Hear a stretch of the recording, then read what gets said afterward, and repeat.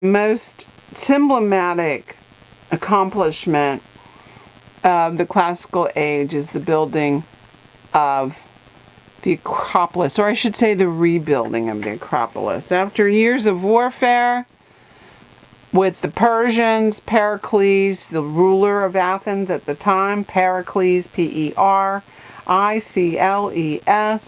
decides to rebuild the Acropolis. The ancient Acropolis, the center of the city, is where all the main temples were in Athens. And then if you ever get to go to Greece, that's a great spot in Athens is to stay down in the old part of the city. That's where we stayed, in the Plaka. In the Plaka, you can see the Acropolis from anywhere you're really at. It's truly astonishing to think you're looking at something that was constructed so long ago. And this medieval fort was built later, but this is a natural outcropping of rock, and you have to walk up here to get to the top. This is we're walking on the path. You're going to wind your way up to the top. And notice something here in Greece. You're not going to see a lot of clouds. They barely get rain. I asked the average, because we were there in August, and I was like, when does it rain here? It was, like I told you in Crete, it was blistering hot up there. We were here again early in the morning because of the sun, and you want to not be out in the heat of the day. Hopefully you're done, because it's hot up there. There's no shade. There's like a couple trees. That's it. But it is no clouds. It was crystal clear. I didn't see one cloud the whole time we were there. We didn't see clouds until we got to Venice, and it was raining when we got there. And I was like, thank God. The only time I pray for rain is here. But you come up to the top of this outcropping and walk up there, and you come in through the main entrance gates called the Propylaea. Once you enter in there, so we've come through, I've turned around to take this picture. You come through and you see in front of you the Parthenon. The Parthenon is considered one of the most perfect buildings in the history of architecture. So don't forget it. It's dedicated to Athena Parthenos. It is probably one of the most referenced structures in the history of architecture. It was designed by Phidias, Phidias, and he hired Iktinos and Callicratus to complete the structure. These are available to you, this information, in your textbook and in the film I'm showing to you on Athens. Please be sure you remember those two people. Okay, Callicratus began the building and Iktinos finished it. He enlarged it. It is a large Doric structure. Now, it'd be great if it still looked like that. It's the biggest Greek temple ever built. But it does not look like this.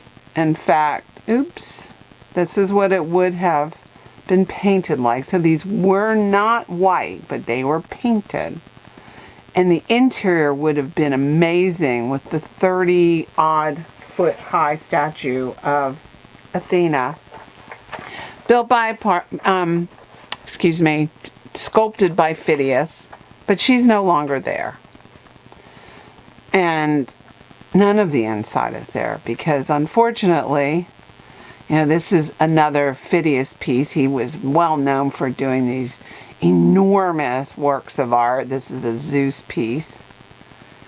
It looks like that, or it did look like that. It's undergone a lot of restoration here. Not back together like what you see, but it has gone through some.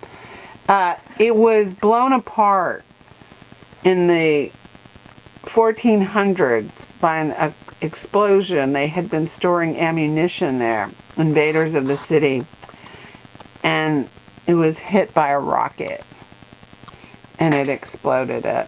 So unfortunately the damage was horrendous and it had all that debris around it. When I was there, this is when I was there in 2012. The restoration was well on its way. And they, were saying we need to fund it.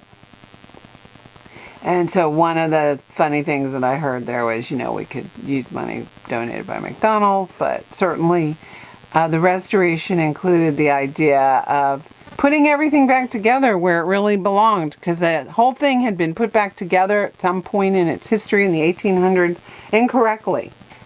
And so they took it all apart and they put all of the columns back together again.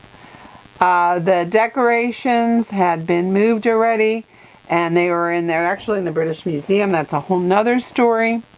But the reconstruction is complete, and it's considered one of the most important projects in ancient history, if you will.